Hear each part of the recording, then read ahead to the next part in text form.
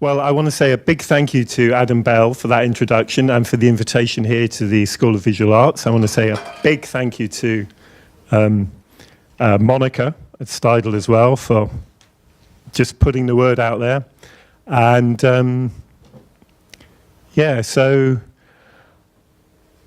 I guess I'll start right at the beginning. So I think there are probably two formative reasons why I started making photographs and not sculptures or paintings or something like that. And one of them is this guy here who's my grandfather. And he came back from World War II suffering with what I now recognize as PTSD or post-traumatic stress disorder. This is me with an ice cream here. And my grandfather came back and he just used to shout at everyone in the family and take their picture with this kind of box camera here. So I realized quite early on that this camera was a very powerful tool for communication. So it's his way of kind of mediating a relationship with the world because he couldn't do it conventionally.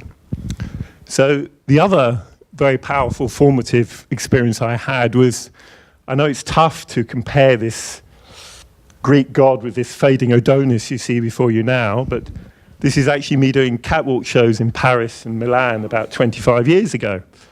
So what it did was give me a very powerful experience of how photography commodifies people, how it reduces a person to a two-dimensional commodifiable image. So the first kind of, I guess, socially engaged photographic project I did was about 14 years ago.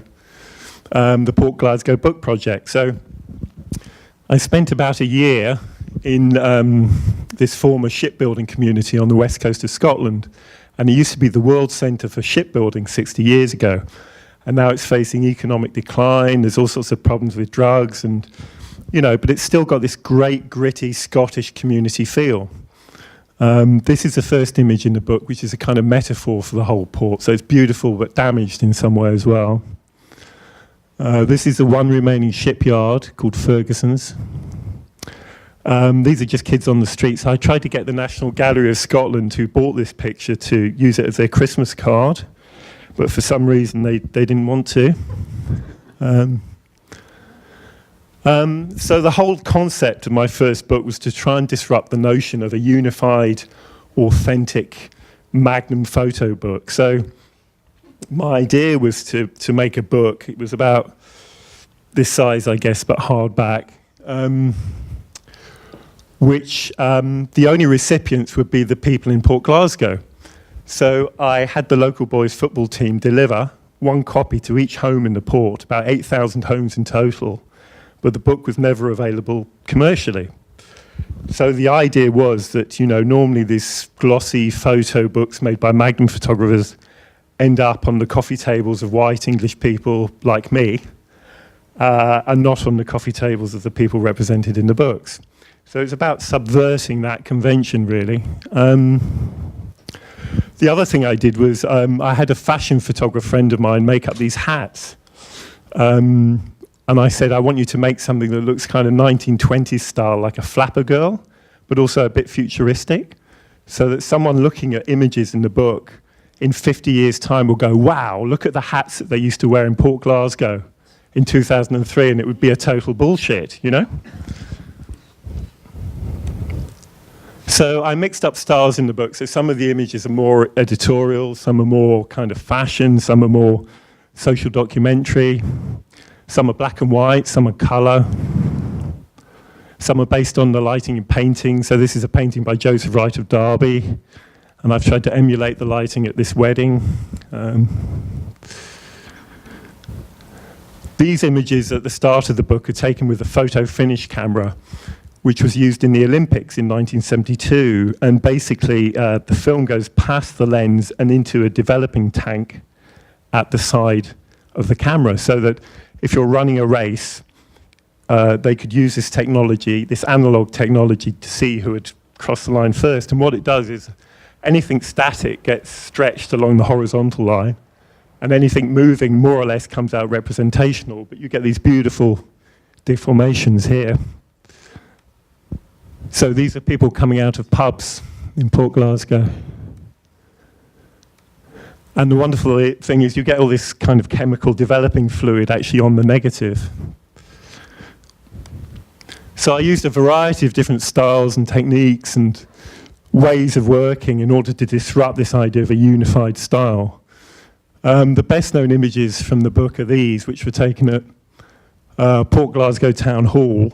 And I basically spent about a week setting up these huge flash units, monoblocks in the rigging. And I guess the town hall ceiling is a bit higher than this. I'd go up on scaffolding, put these huge monoblocks in the rigging, come down, take a light reading. There was about 6 of them. So that I knew when I took a picture here, the flash on my camera would activate all the other flashes in the town hall, and I'd get this big spread of light, and I could get a great big depth of field. The only problem was that people had these disposable cameras with flashes on them as well. So they'd go in to take a picture of their mates, you know, or from the office, and they'd go click and my God, that's a powerful camera from Family Dollar. Amazing. So I had to go around apologizing to all these other people whose photographs were horribly overexposed because of my camera. I quite like this picture. It looks a bit religious, a kind of crown of thorns here.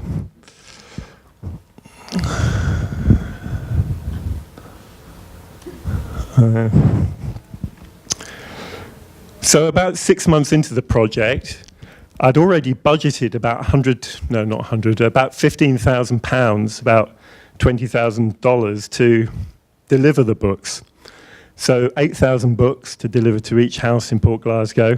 So it's going to cost, you know, about a couple of pounds per book to deliver. And that was the price that Royal Mail, the national mail service in Britain, had quoted me. So about 6 months into the project, I realized it'd be much better if I could get a local community group to deliver the books, and thereby the money would get fed back into the community. So I talked to the manager of the local boys football team, who have about 100 members of all different ages, and I said, can you deliver the books, you know? And it seemed to me a great way to feed money back into the port. So after lots of arguments with the local council, who were holding the purse strings for the project, they finally agreed to let me do this. And I said it's much less likely that these kids are going to get attacked delivering the books than if you send in a team of outside postmen to do the same job. So they finally acquiesced and agreed to let me pay the local boys football team. And they used that money, about $20,000, for trips abroad, to buy new football kit. You know, so it was a real way of kind of supplementing their income. So this is the day the books were delivered. Here I am looking like a paedophile.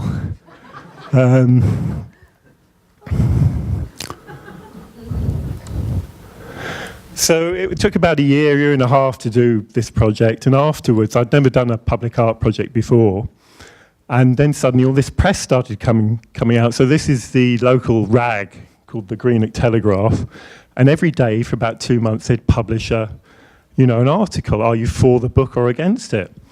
And so this is Betty, who's on the front cover.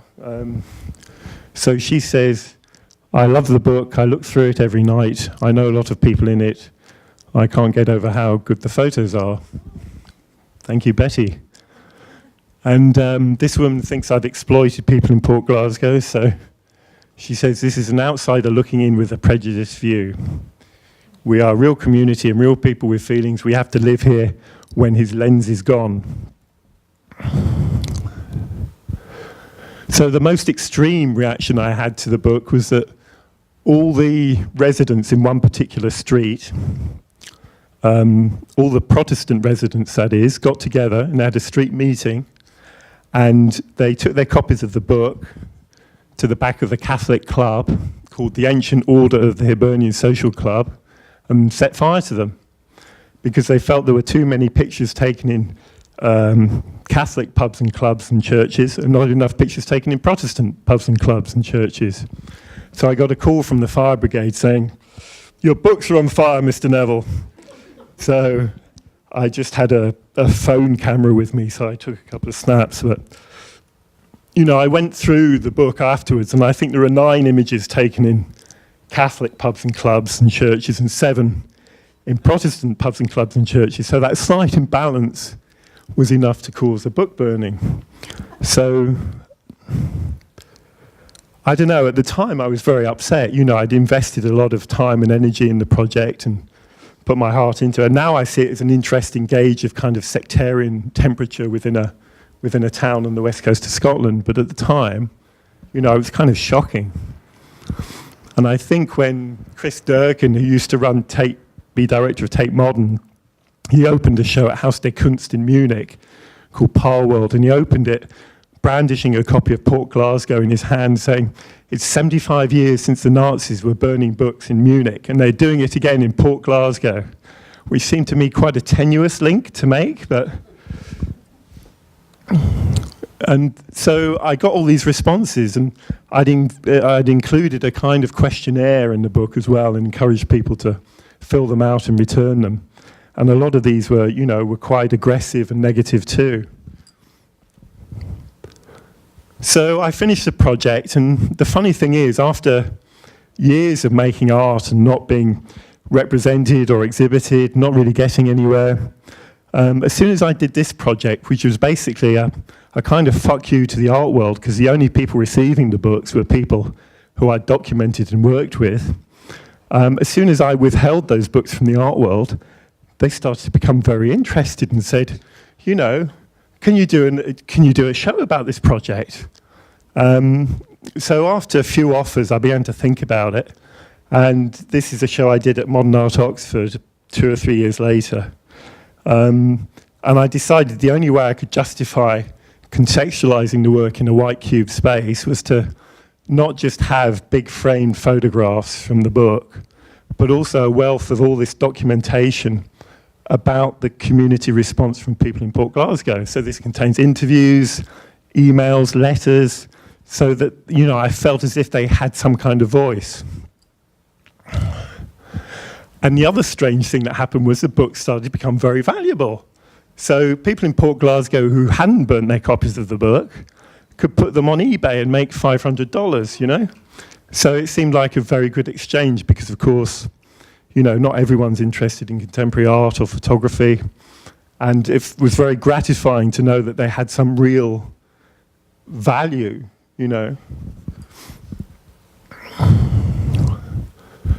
So the book, the new Steidl book, the monograph on my past 12, 15 years' work, contains quite a lot of the work that I've done during that period, but I'm only going to kind of skip through like 3 or 4 projects today.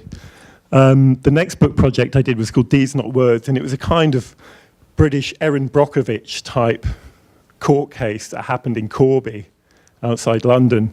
And basically these kids were born with birth defects, typically, 2 or 3 fingers on one hand, as a result of the improper land reclamation of a former British steel site. So there was a big court case which was still ongoing whilst I made this book.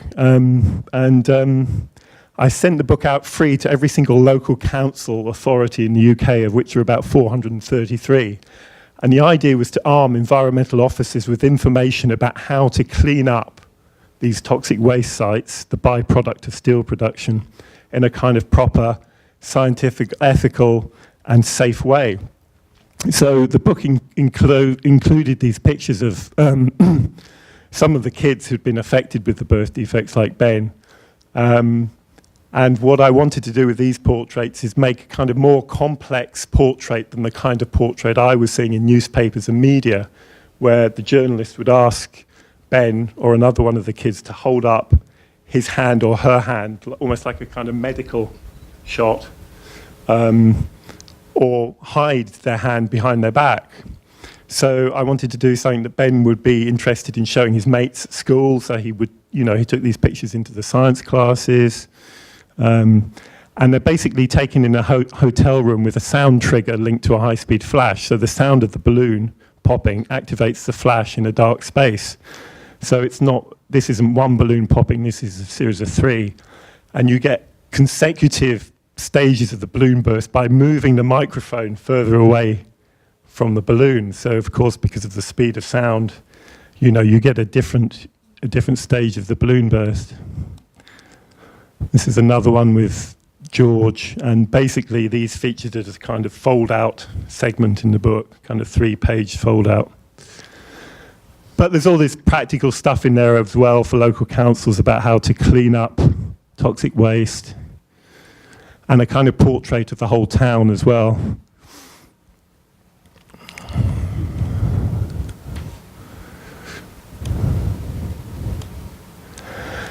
And then I sent out these books and got absolutely no response. You know, I got like 4 letters back, and that was it after 2 years' work. So I kind of felt it was a failure. And then I think about 3 or 4 years later, David Campini and I approached the Photographers Gallery and said, can we do an exhibition based on this project? So we did this exhibition with prints, with free giveaway posters, copies of the book, video interviews. And we had a symposium, and from that symposium we managed to get a manifesto together, which got presented to Parliament, and they're actually going to change the law about toxic waste disposal this year as a result of, you know, the exhibition, Channel 4 News doing a piece on it, the book. It's hard to know what was the deciding factor in that decision, but after about 5 years of work, finally it made an impact. So I'm just quickly going to talk about 2 other very different projects. So this is work I did for the New York Times for a magazine issue about London. It's called Here is London. It was commissioned in late 2011. And Kathy Ryan at the New York Times had heard about my work, and I'd never met her or spoken to her, and she contacted me out of the blue and said, you know, we're doing this special about London, and would you be interested in, you know, contributing? And I said, well, no, Kathy, because I'd let you down. I've never been a journalist before. I wouldn't be able to deal with the, you know, with the demands of it. And she persisted and persisted. And first off, she said, you're going to have a week to do it in. And I said, well, that's not possible. And then I said, well, 6 weeks and I'll do it. So she agreed 6 weeks. So I worked solidly day and night for about, for 6 weeks until the piece was ready. And what I wanted to do was explore the extremes of London life and essentially wealth inequality.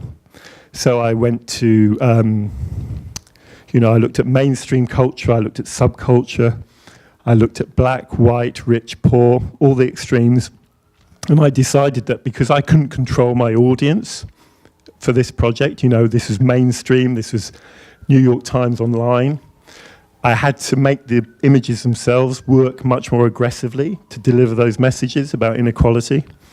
So I tried to make my pictures for this project look historically indeterminate, by which I mean like they could have been taken in the 80s or the 70s or another period in British or American history when we were going through this kind of bust and boom politics. And the reason for doing that was to try and suggest that wealth inequality, you know, is as bad, if not worse, as it's ever been. And all the social forces to do with economics and race have just got worse since the 70s and 80s, not better. So this is one of my favourite pictures because I think he looks a kind of Oliver Twist character, almost Dickensian. So there's a sense of a kind of historical dislodge there somehow. It's actually taken in an adventure playground in North London. This is London Metal Exchange, where they still exchange commodities by gesticulating. So again, it has something in the very 1980s about it somehow. This is Occupy London, who were very big at the time, and I know they were big in New York as well. This is Lloyd's of London, an insurance market. So again, one of the traditional institutes of London life.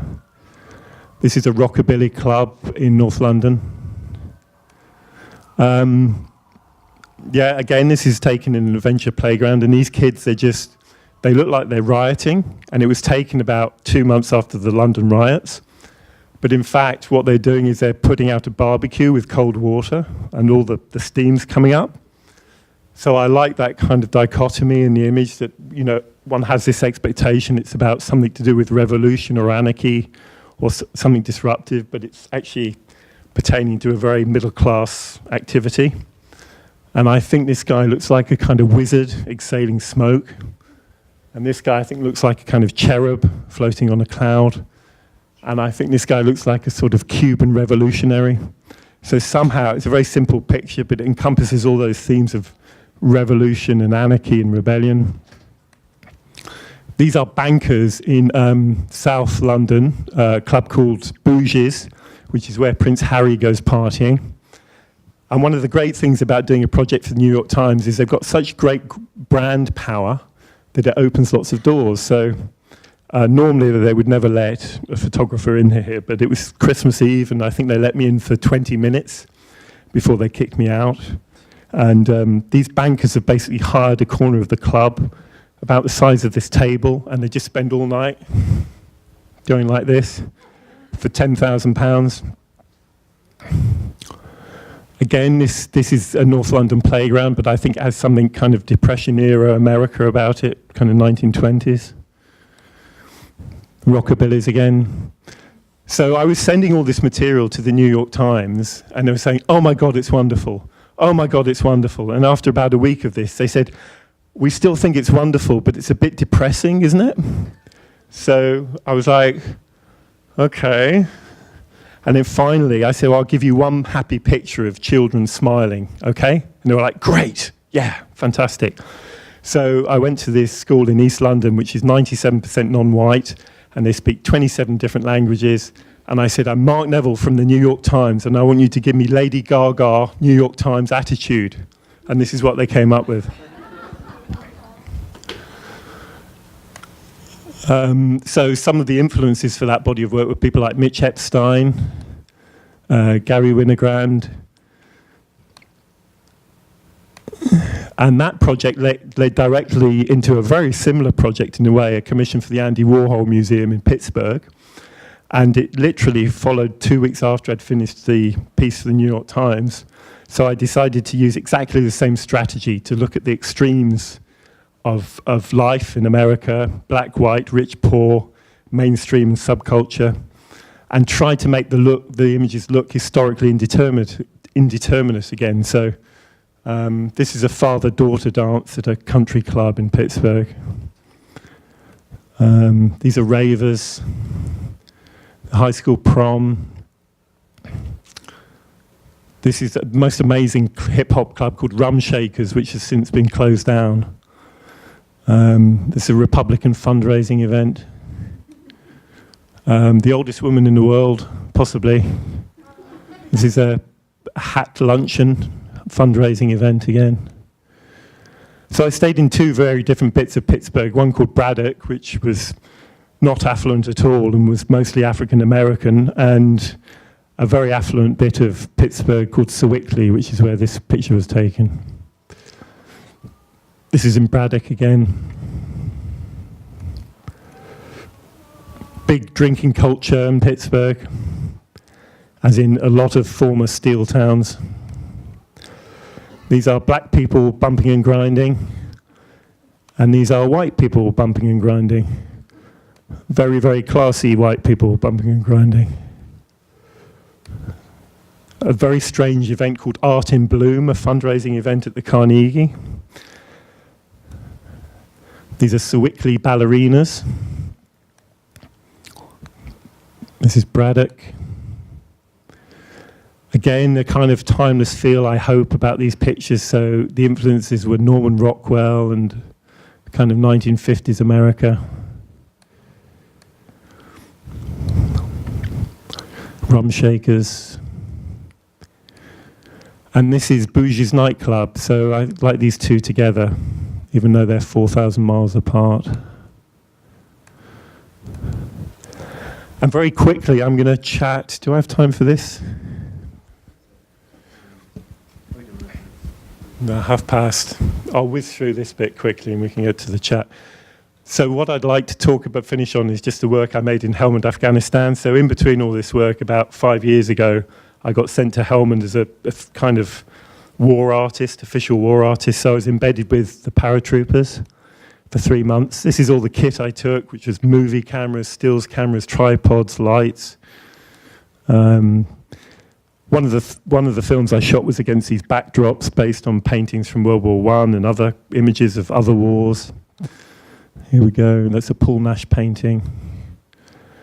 Other material was shot on large format plate cameras with huge flash systems attached when I'd take out on patrol.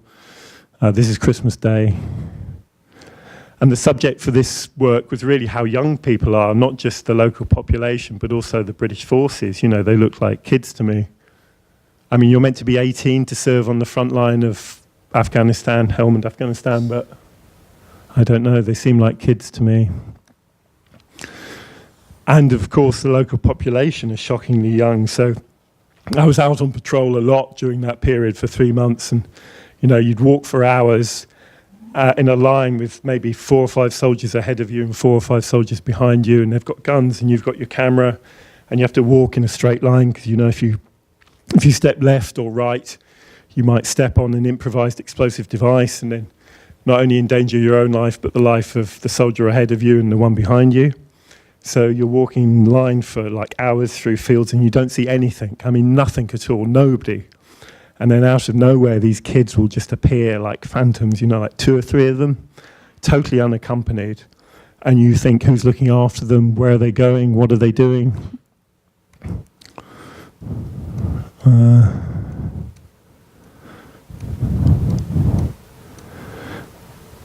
And I think, you know, one of the only good experiences I had there was the friends that you make, because you get very close to people under those circumstances. This is a friend of mine, Mike, who I'm still in touch with, and he's now left the army and become a professional wrestler. The other thing that resulted from this experience was this Battle Against Stigma book, which was about my own experiences with PTSD when I came back. And I sent it out to prisons, homeless centres, mental health charities, all the places that I thought soldiers might end up who were suffering from PTSD but didn't have the courage to come forward and seek treatment. So it combines my pictures from Helmand together with my own account of my own PTSD when I came back, which I was treated for 6 months, and also the accounts of soldiers who used to think that PTSD was nonsense, but now they know it's real. This is the book. And when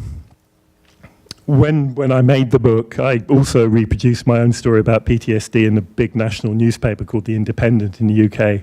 And I put my own email at the end of it, and I said, if you're suffering, or your brother or your father is suffering from PTSD, get in touch, email me, and I'll send you a copy of the book.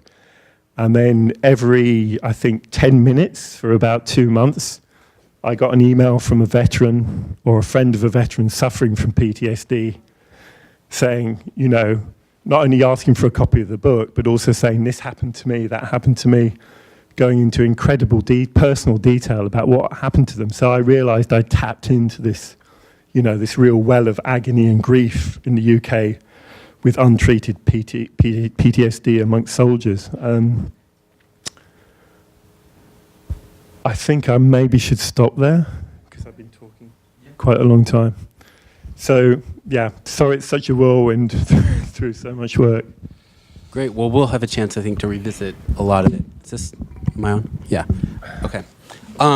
So I thought maybe it made sense to start with a kind of general question. And in the book, you talked about this idea of wanting to extend the idea of institutional critique to traditional social documentary photography.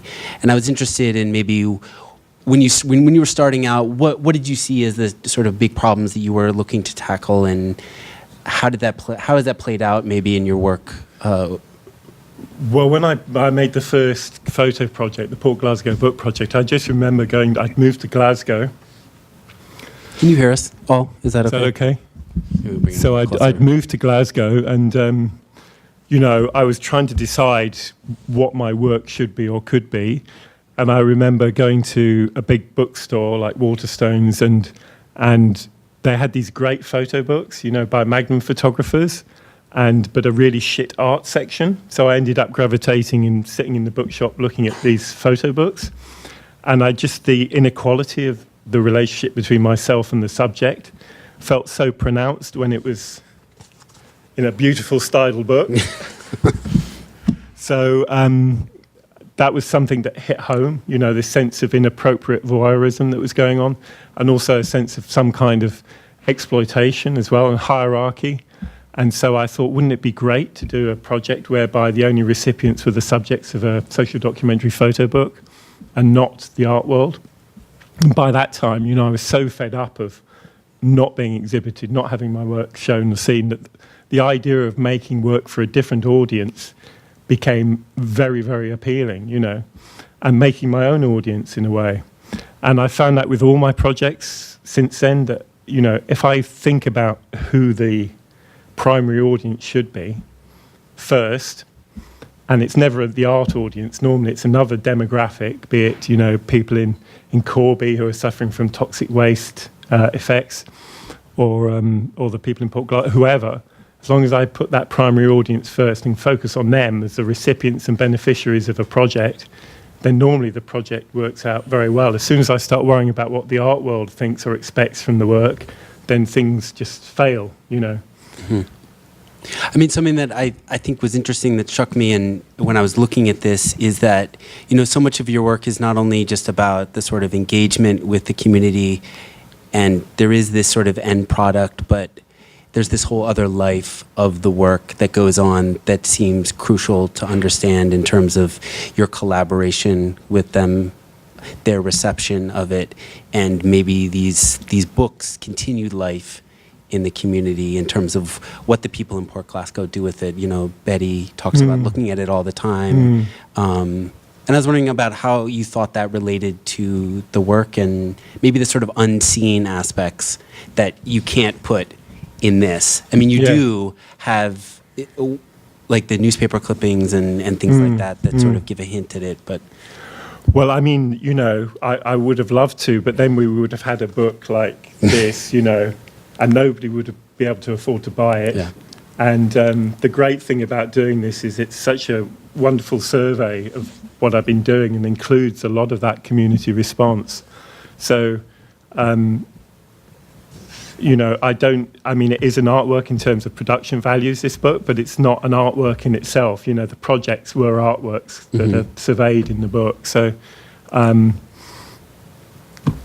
yeah, of course. I mean, it's a kind of search for belonging and place. So I really spend a lot of time in these communities, you know, and I put everything into that relationship.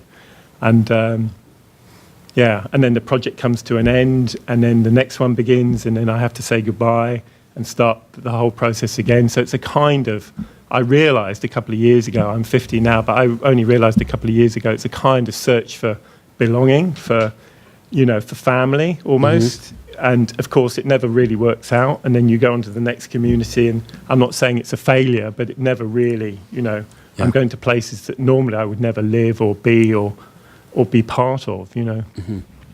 So there's a sense of this, you know, this kind of existential, for want of a better word, sense of belonging to a family or community. And I'm from quite a troubled middle-class family, and a lot of the communities I go and live with are working-class communities. And the whole myth around working-class communities is that, you know, they're closer, you know, they eat together. Certainly in Britain, there's more of a sense of a family unit. And that myth of that family unit is infinitely appealing to someone with my background. Yeah. So I think it's a sense of, you know, wanting to be accepted that drives the projects, because it takes so much effort to make one of these. You've got to sustain your will for quite a long time. You've really got to want to do it. If you don't essentially really need to or want to do it, then it's never going to it's never going to come off. Because the Port Glasgow, that was 2 years, right? Or a year and a half? Yeah, that was about 2 years. That was about 2 years, yeah. And another thing that's interesting, and you talked about this a bit, but your work seems to employ a variety of different sort of visual strategies, techniques, from kind of cinematic lighting to time-lapse. And you didn't talk too much about this, but you've done some moving image stuff. In Afghanistan and other places. And you started off doing a lot of moving image, performative-based work. And I was interested in maybe hearing some more about why it is that you use all these different sort of visual strategies within the work. Well, it's about disrupting conventions, and the only way that, I think social documentary work is going to reach an audience, any audience, is if you disrupt conventions in some way, some shape, If people honestly think you can just do an exhibition in a gallery of photographs and it's going to change anything, then you're fucking wrong. You've got to do much more than that. You've got to think about the frame, the audience, how it's going to be received, what it's really changing, who does it really affect, Am I talking to a middle-class art audience? How is that going to change anything? How is that going to change anything? So I'm always trying to think, what am I trying to achieve with each project, And I think so much, photography now uses these conventional outputs, and it doesn't really impact in any substantial way, And I just think photography, especially social documentary photography, is too important. It deals with reality, with what's happening in the world, and an artist or a photographer has a real opportunity to make a difference, to make an impact, to say something, to change something. And if you don't take that opportunity, then I think it's a fucking waste of time, basically. So I feel quite strongly that, photography, social documentary photography should have big ambitions. It should, And how has, some of your more recent work was maybe commissioned by museums to be shown in a gallery, and you talked a little bit about this, and you talk about it in the interview that's in the book. But how did that maybe change your strategy in terms of thinking about, how do I then go into this community? It's being represented back in a context that you didn't have complete control over, maybe, to get it back to the people and still make it as relevant. Sure. Well, I mean, my initial plan for the project in Pittsburgh with the Andy Warhol Museum, and we talked about that project for about 3 or 4 years before I actually went there, was that I would set up a printing press, and I got a top-of-the-range lithographic printing press to be donated by Heidelberg, one of the best printing press manufacturers in the world. They agreed to donate one of their top-of-the-range presses to one of my projects. And initially, my idea for the Warhol material was to install a printing press which would serve communities, the community in Braddock, basically, and make all sorts of publications. And I'd set up a business model so that they could use the printing press. And it was the one thing I'd never done in my work is to return the means of production back to the people, not just make a self-published book, but actually give a community a printing press. And it just all went horribly wrong. So in the end, I had to do something much more conventional there. So it was very frustrating for me not to be able to control the means of who received the work, how they saw it.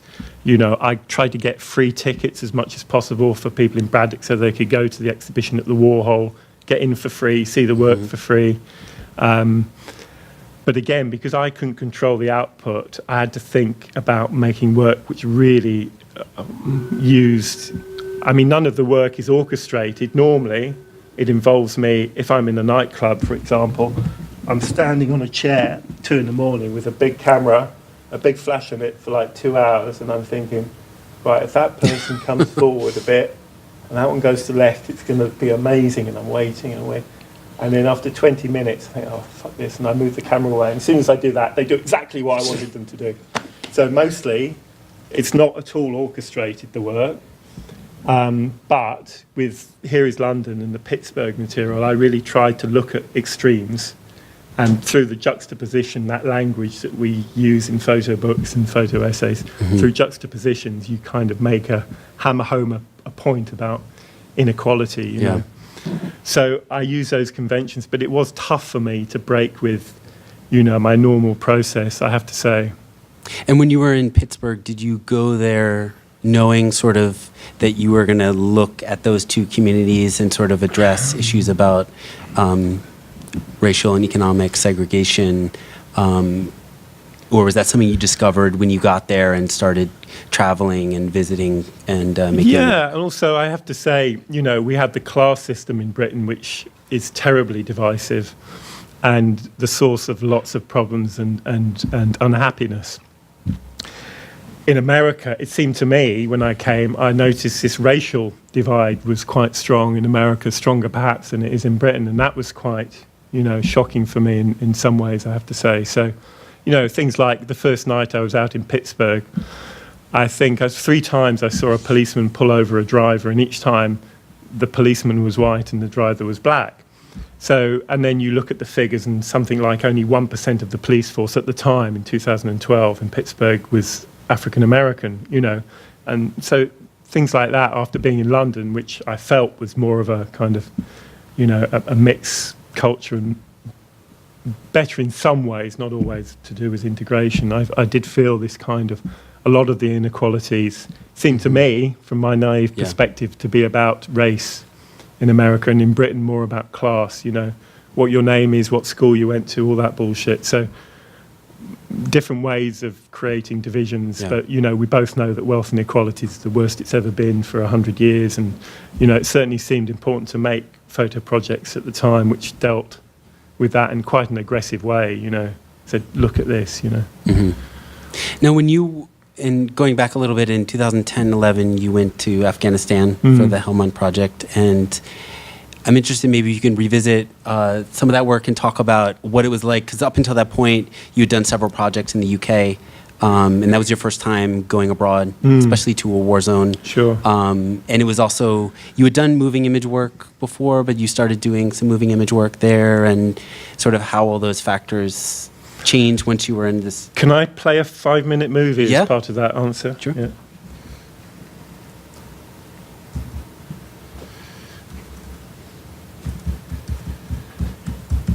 So I think the best piece of work, or the strongest piece of work I did when I was in Helmand was this. It's a silent movie. It's shot with 16mm film. And basically,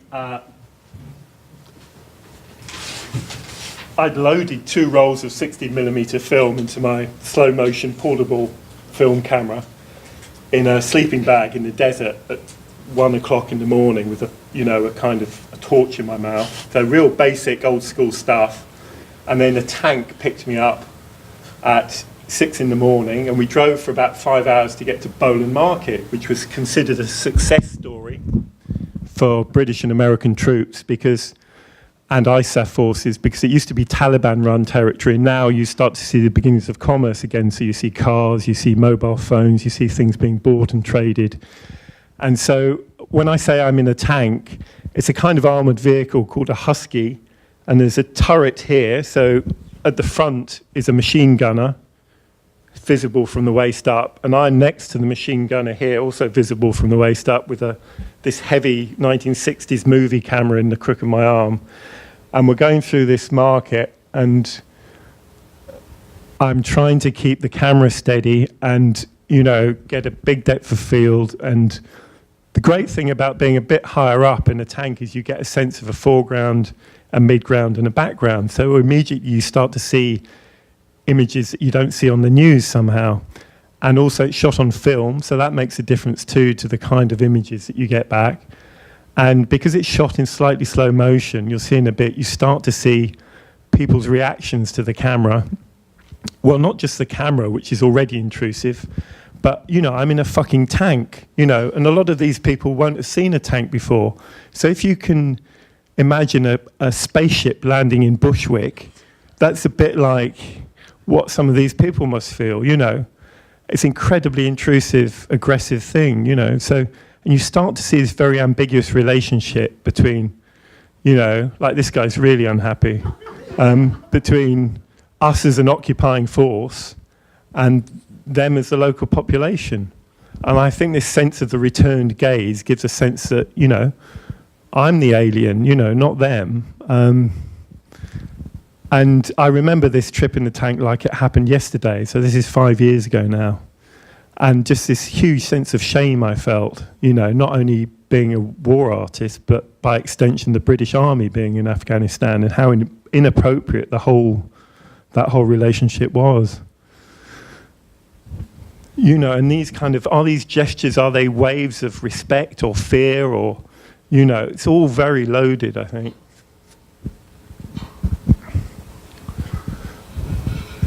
You know, is this guy doffing his cap out of respect, or is it? And this guy, is he saying, yeah, victory, or is he waving hello, or fuck off out of our country, you know?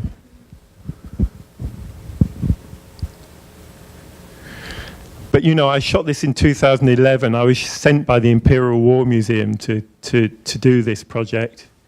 And they promised me a big exhibition when I came back immediately, and a big press campaign, not to promote my ego, but because I felt like I had something to say about the situation in Helmand, and I wanted the work to have an impact immediately. But I came back and they completely censored the work. They wouldn't show it. And it wasn't until 3 years later, when I'd been treated for PTSD, and the very month that the British Army were pulling out of Helmand. Here's a reflection of the machine gun you can see in the window here. It was only the month that we actually pulled out of Helmand, which was summer 2014, that they started showing this work, you know. So there was a huge act of censorship happened with that whole project. And of course, if you come back from a war zone and you have a sense that you've recorded something important and it's blocked, it's incredibly frustrating and isolating already to go through that experience alone and come back. But then to have the work, you know, censored too, kind of exacerbated all the feelings that I had about, you know, the whole experience and the post-traumatic stress disorder as well.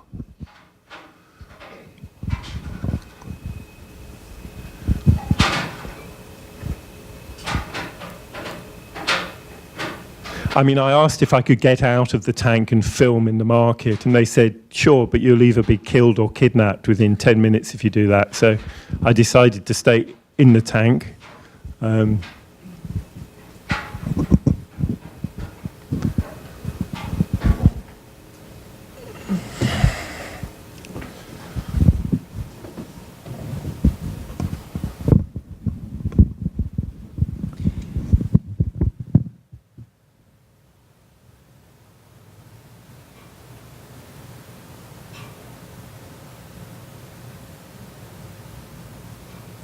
And so you later then returned to this work, right, with the battle against Stigma.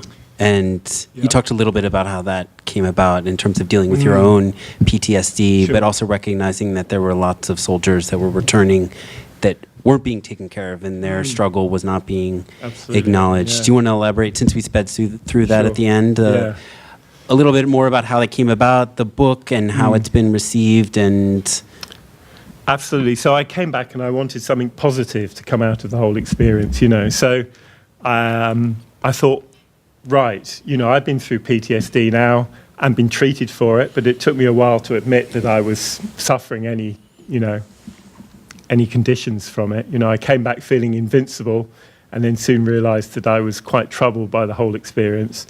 And I thought, wouldn't it be good to do a book, again, freely disseminated to a target audience, to try to encourage veterans who are suffering from PTSD, who have never been treated, to come forward and get help. So Battle Against Stigma seemed an apt title. And I went to the Ministry of Defence and I said, look, I want to do this book, and it's not going to be a criticism of the Ministry of Defence in any way. I don't want to point the finger at any of you. I just want to do something which is going to encourage troops who are suffering to come forward and get help. So it wasn't intended to be any kind of, you know, criticism of the Ministry of Defence whatsoever. I said you can even write a chapter in the book. You can, you can use it to celebrate your own achievements in this field of treating PTSD, whatever you want to do. And first off, they were like, great, that sounds fantastic. And then we had another meeting. You know, these are quite imposing meetings where it's a room full of 12 very official people looking around a table in Whitehall in London. And they said, we're not sure about it anymore. We don't want you to use your own pictures that you took in Helmand, because that will imply that everybody you took a photograph of in Helmand is suffering from PTSD. And I said, well, no, actually, I'll structure it in such a way that that isn't the message.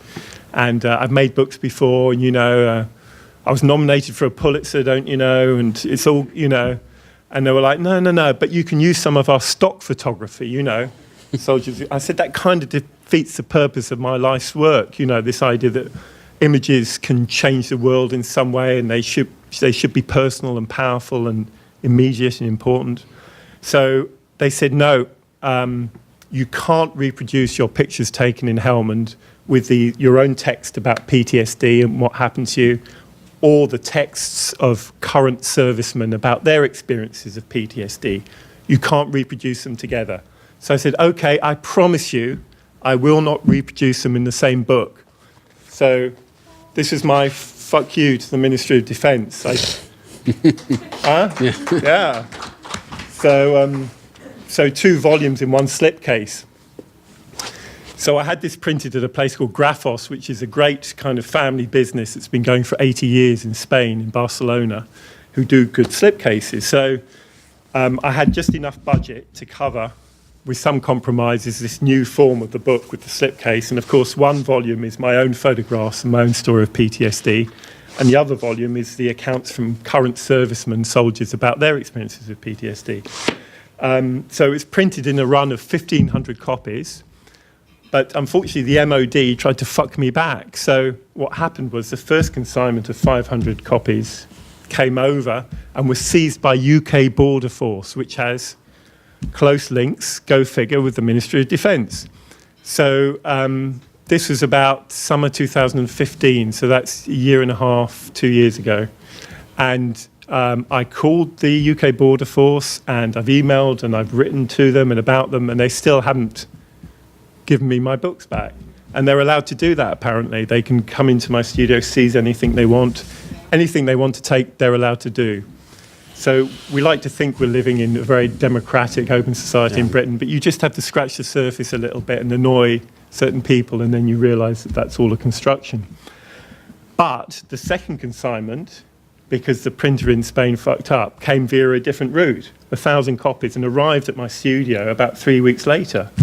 So I was like, oh my God, amazing. So I literally spent all that summer sending out the books to prison libraries, to mental health charities, to prison libraries, to all the homeless centres, all the places I imagine veterans suffering with PTSD might have ended up, you know, who weren't And those treated. are the people that started seeing the book and writing to you, or was Absolutely. it? So some of them, you know, received the message that way and actually got a copy of the book immediately, because I'd done all these talks in prisons and donated copies to prison libraries.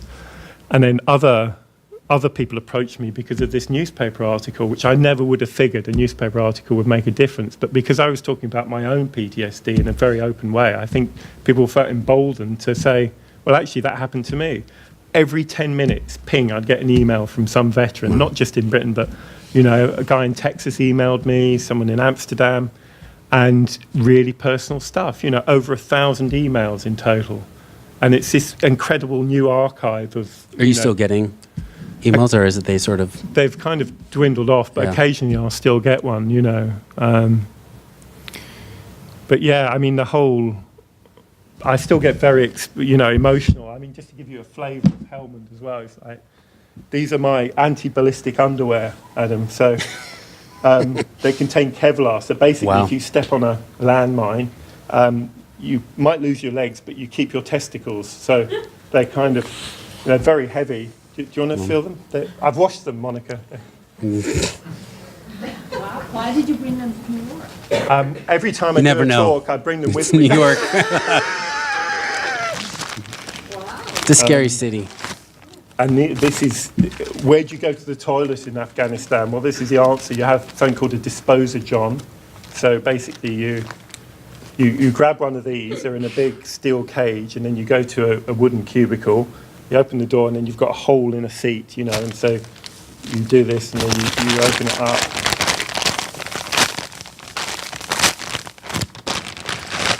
Like this, and in here you've got toilet paper and disinfectant, and you know, you put this in the hole, and then you do your thing, and then you finish, and then you wipe your hands, and then you put that back in here like that, and then you seal this up. It's called a wag bag, it's a kind of sanctum, but you come out, and there's a big pit, a big hole in the ground on these patrol bases, and you throw it in there, and then they bung gasoline on it once a week, and then all you hear all day is the sound of exploding shit. You know, it's a wonderful metaphor for the whole of Helmand, you know. So Yeah, I mean, I'm telling you that just to give you a flavour of, what a strange, bizarre experience it is. And I'd never really thought about going to a war zone before. It was just I was invited. And then I started thinking about my grandfather and that, how he more or less brought me up, but he was so aggressive. And I thought it might give me some kind of insight into my own family history if I went, And do you want to talk, and maybe we'll do one last question and then we can open it up, about what you're working on now? You just opened up a show and you're working on a new project. So I just opened a show in London last week, which it's like a kind of retrospective, but with a purpose. And I've also made new work for it. So it's called Child's Play. And it's in the Foundling Museum, which is one of the first orphanages in Britain, which is now a museum dedicated to the archive of that orphanage. And they invite contemporary artists to make exhibitions there and projects. So I've done a show of all my pictures of kids at play from all different contexts, Afghanistan, Pittsburgh, London, and made some new pictures in adventure playgrounds. And what I'm trying to campaign for with this is improved conditions for kids to play in, because in London, so much space is being privatised at the moment. So they're demolishing all the parks and building luxury apartments, and the same with adventure playgrounds are getting closed down. And there's just no space for kids to play, and as a result, childhood obesity is going through the roof. Mental illness amongst kids is really on the increase. Kids self-harming as well. It's like gone crazy. So we're trying to this is being sent out again to local councils, this book, with this great essay by this child's rights activist. So we're trying to get the law changed so that each local council in Britain is obliged to have a child's play policy of some description. And is this book being sent to policymakers, or is it exactly? So we're attacking on all fronts. We're going to have a symposium. So that opened a week ago, and then I'm also going to Ukraine next week, which is where I've been going on and off for the past year, making work about the huge amounts of displaced people. So something like 2.5 million people have been forced out of eastern Ukraine because of the war with Russia. So I'm doing a big new project about that at the moment, going back and forth. And bizarrely enough, I've just been invited to do a big show at the Multimedia Art Museum of Moscow, which is a state museum. So one, I don't understand why they've invited me, because I've been quite open about my criticism of Putin's war, basically. And two, I don't know whether I've accepted it, but there's a real ethical dilemma as well there to discuss, Because they want to see the London-Pittsburgh work. Yeah, right? exactly. So they're quite happy to do a show about, wealth inequality in Britain and America. Yeah. And pointing the finger. So they're, I don't know. I mean, all the Russians I've met have been, lovely, I have to say. So they're as upset as we are about being harassed by, their government in different ways. So... yeah. Great.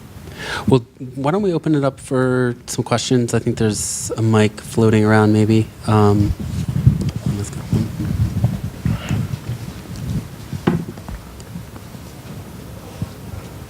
I've got more questions, but I'm going to let you guys ask some.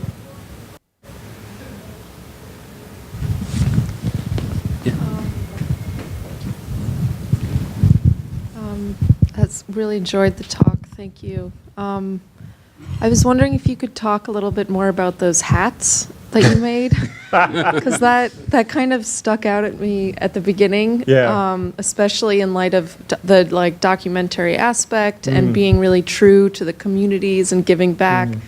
And I just thought that was a really interesting choice. So, well, it was a fashion designer friend of mine.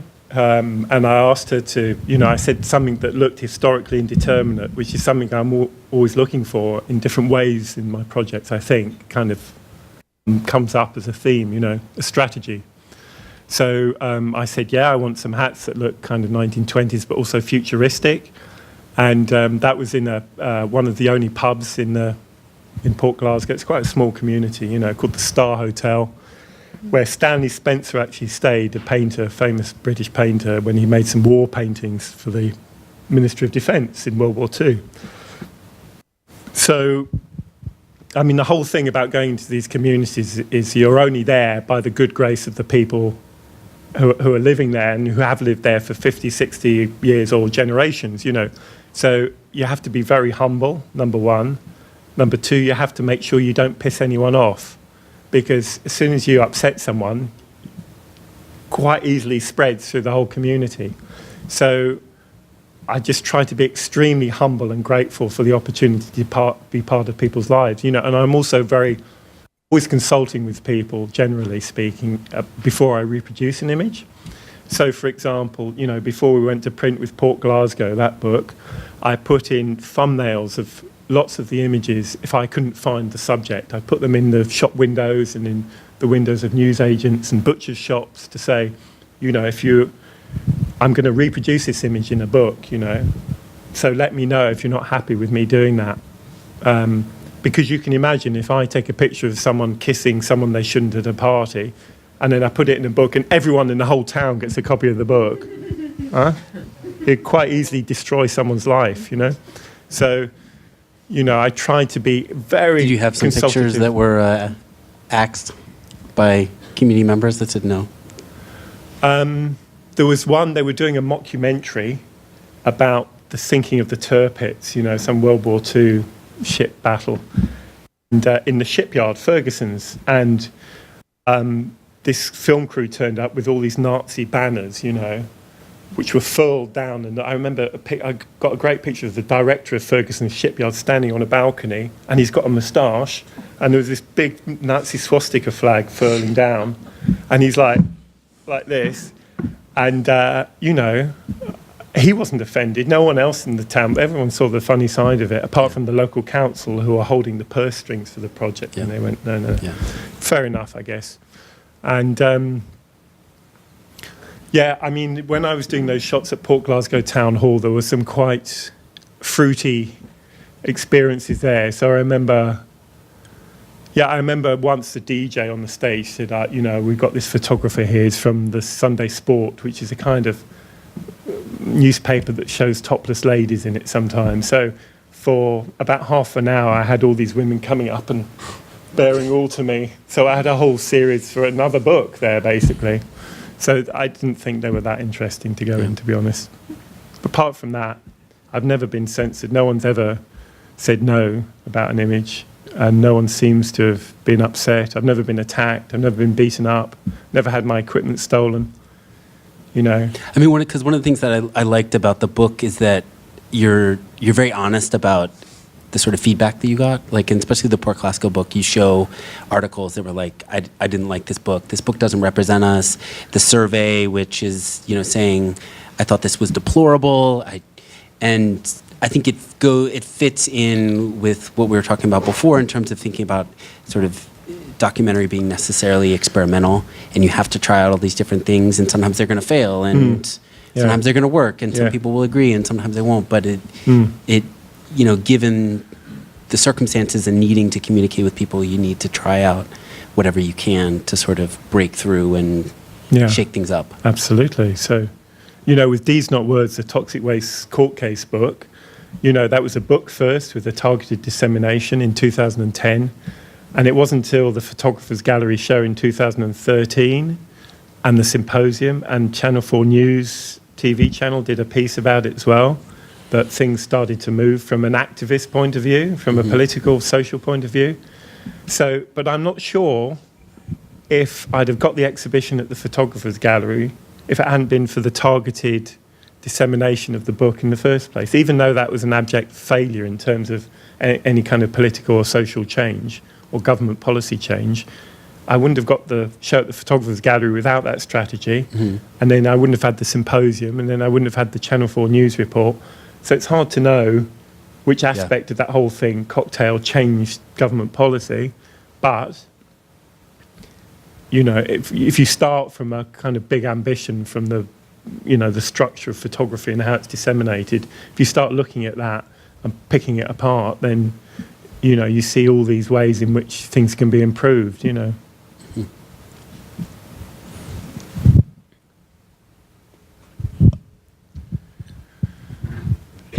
other questions? Sure. So have you found yourself moving into the digital age? Okay, so I'm wondering, are you totally attached to film? I'm also wondering, do you have people to come help you lug all of your, things, or are you more of a... Are you offering? Sure. I'll come.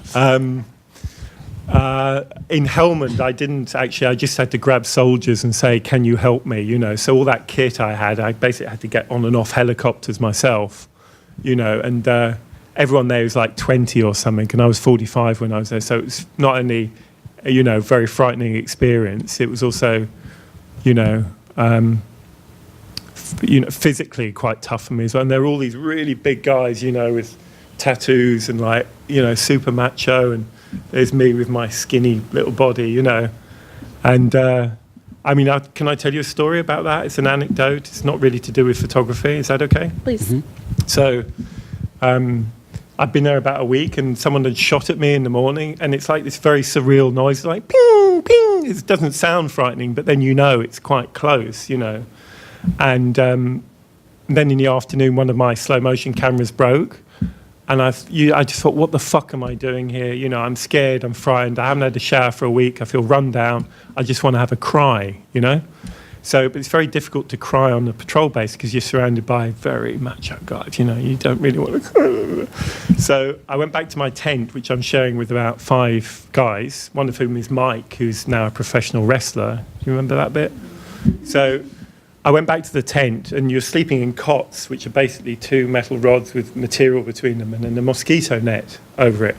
And I went in, and it seemed to be empty, So I was sleeping opposite Mike's cot, and he was there, in fact, but I hadn't noticed him because the mosquito net was down. So I look around, thank God, somewhere to cry. So I just, like this, and then I felt this tap on the shoulder, and I look up, and there's this huge penis in my face, in a hot dog bun. And he says something like, "Take a bite of this, it'll make you feel better." So, and actually, it was, it's very difficult to cry with a big penis in your face, I discovered. So it's a perfect thing to do, and it's like that all the time there, because it's just, you need some outlet, some kind of black humor or vulgarity to. Anyway.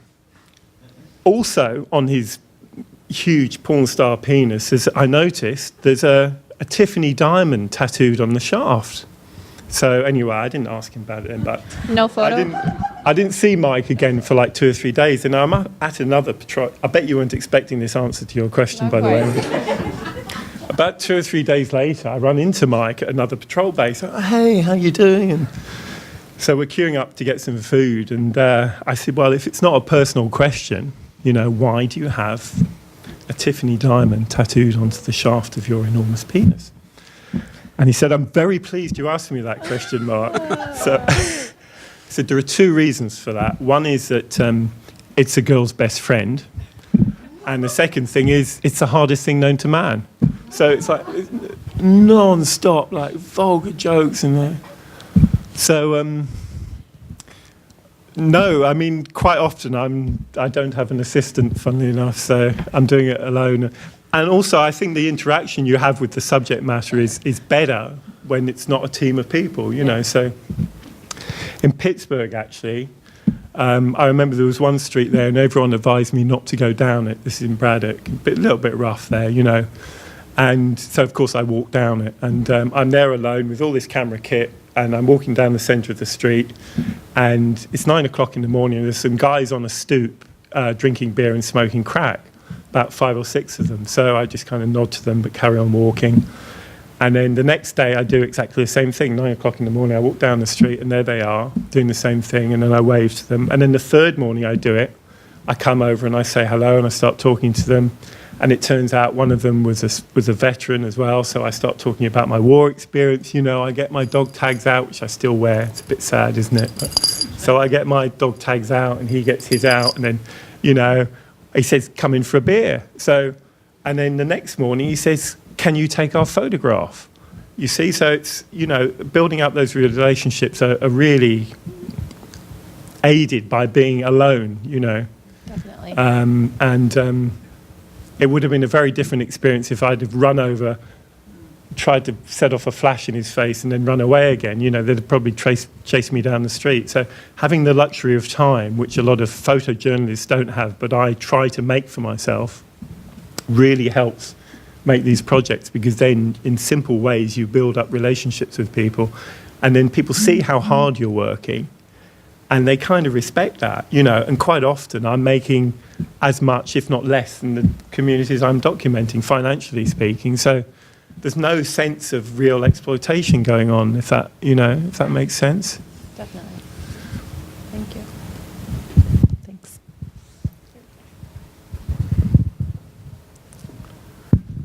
Hey, because I've worked in war zones before, I'm still working indirectly, but I'm curious about your interaction with local people. And second question I had was, like, in war situation, there's like always a dilemma, because people There's always a what, sorry? there's always a dilemma, confusion. Sure. Yeah, because people that you're protected by versus humanity. Can you talk about that with local people, and what happens, and how you have to document wars, and like what you see? Well, the work I'm doing now in Ukraine is very different from the context in Helmand, Afghanistan. So although people are dying on a regular basis every day in Ukraine, it was more scary for me in Helmand, even though I was surrounded by British soldiers, perversely enough, you know. So I guess, you know, normally my work is about some kind of connection with a local community. In Helmand, it ended up being the reverse of that. It was almost like this huge gulf between, it was a document of that gap between me and the community I was living with, you know. I mean, I was living with the British Army, so it's a document of them in some sense, but the local population, I mean, I didn't speak Pashto or Dari, because I had 3 weeks between being told I would be going there and actually going there. No time to prepare language, just time to prepare my photo kit and my ideas, and write letters to my loved ones saying, you know, I'm going to Helmand, I might not be coming back, or I might come back disfigured or whatever. And so, you know, imagine, well, you know this, you're having a conversation with someone local, even if you can speak their language, but there's 2 guys next to you with machine guns. Obviously, the connection's going to be very different, isn't it, from just you and I having a chat without that, you know, that threat of violence imminent. So, you know, it was very frustrating and perverse to be chosen to do a project about community in that context, you know. And I think they chose me to go there because they interviewed about 5 or 6 different artists for the... They don't send war artists out there very often. They interviewed 5 or 6. I think they chose me because of the work I'd done in communities. And in fact, there are 8,000 people in the paratroopers, 16 Air Assault Brigade, and 8,000 about the population of Port Glasgow. You know, again, it's a big family, the British Army, so it's this sense of community is very strong. So, you know, that was my experience, was actually, it was, you know, the work became about this gap between the subject matter and me, and I think Boland Market, that film, shows that, you know, that complete distance, that distrust, that, you know, the inappropriate contextualization of me in that position, and the British Army, you know.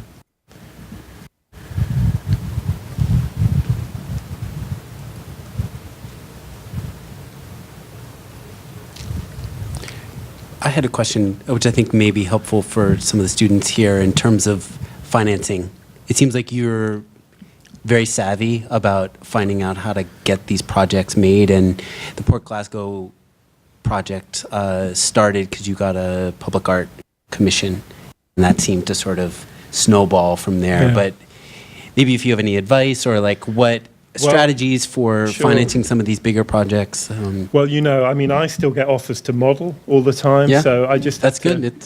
accept an offer from Lagerfeld, and you know, I'm there on it. So, you know, but for those who aren't still modeling, I guess I don't know. I mean, I spend a lot of my time fundraising, a huge amount, and so I'm working every night till at least midnight on a computer, and a big part of that is looking for funds. So I apply for absolutely everything I can, private funds, public funds, you name it. I'm not ashamed to try and find the money for it.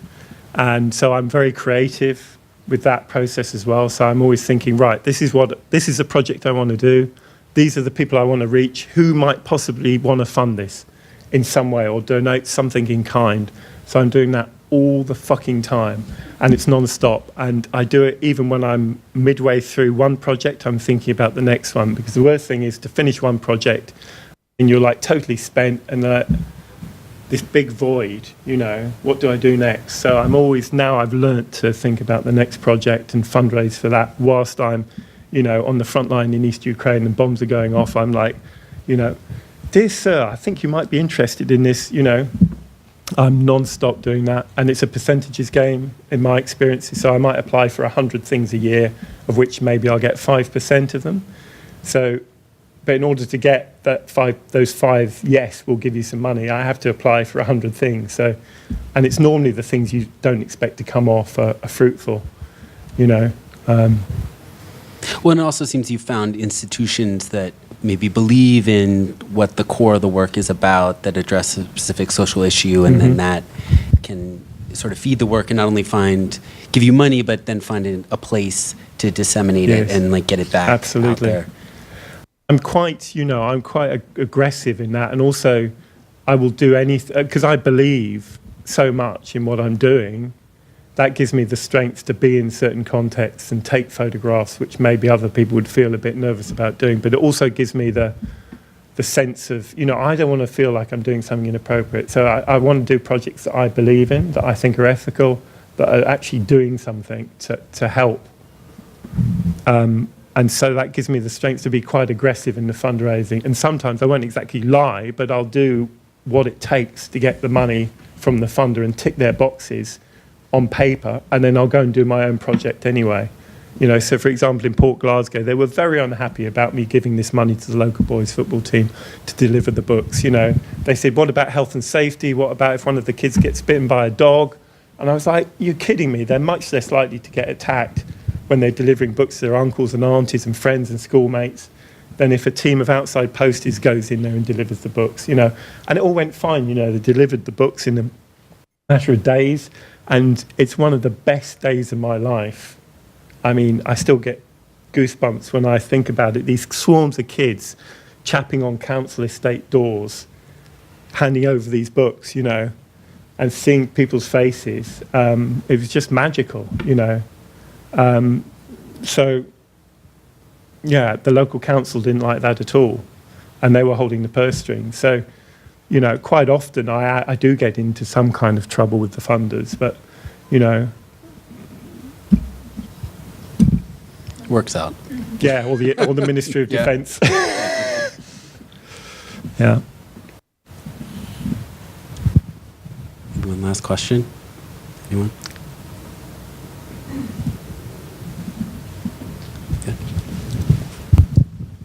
I'm interested in some of your void time. It doesn't seem like you get that many void times, but you've sort of shown that you're inspired by art. What else inspires you? Do you read? Do you watch movies? When you say void times? Yeah, you said you had, you know, you have some void times when you don't have anything to do. Oh, the void times. Yeah, sure. Sorry, I didn't hear you properly. No, I don't really have any void times anymore, unfortunately. No. I mean, I can't remember the last... I know it sounds boring, doesn't it, when someone says, I work so much, it's so terrible, and I mean, I'm very lucky to be doing what I do, and it's a great passport. Being a photographer is a wonderful privilege to see these different contexts and communities, but I do, you know, pay my dues for that. You know, I don't own a house, I don't own a car, I don't have my own family. I just spend my time doing these crazy projects. That's what I do with my life. And I'm very happy to do it, but I don't really get free time or holidays in a conventional sense because they're so all-consuming. And to keep the whole thing moving forward, you know, you just have to work extremely hard. I'm not alone in that. Many people in the art world, some of whom are in this room, work extremely hard. It's non-stop, you know. And some people are able to do that, and some people aren't, and some people want to do it, and some people don't want to do that with their lives. But void time doesn't really... I've seen enough... I go and see movies occasionally, but I've seen enough movies now to know which ones are good, and the ones that are good have had an influence and continue to do so. And same with photographers as well, you know. So my tastes haven't really changed much. but the ways in which I think creatively about how to structure projects and who the audience is, I'm still trying to work on that with every project, trying to think of new strategies so what I'm making doesn't become some banal repetition of an existing model or a kind of existing way of doing things. And it's increasingly tough. I mean, in Ukraine, I'm trying to report something that nobody else seems to be reporting, So on the one hand, I think maybe I should just do straight reportage of what's happening because I don't see any of these reports on news in Britain or America. On the other hand, I think, no, it's not enough. I've got to think of a much more creative strategy about, framing the work, getting it out there, all the content in some way. So it's always a dilemma. That's great. Maybe we can end on that note so you can sign some books and answer any questions fantastic. up at the table there. So thank you so much, Mark. It's been a really pleasure having you here. Thank you so much, And, Evan. Thank you. There are a bunch of Mark's books up here if you guys want to check it out. And as I said, there are copies of his book from Steidl up there, as well as issues of the latest Aperture for sale. So, great. Thank you, Evan. This is really great.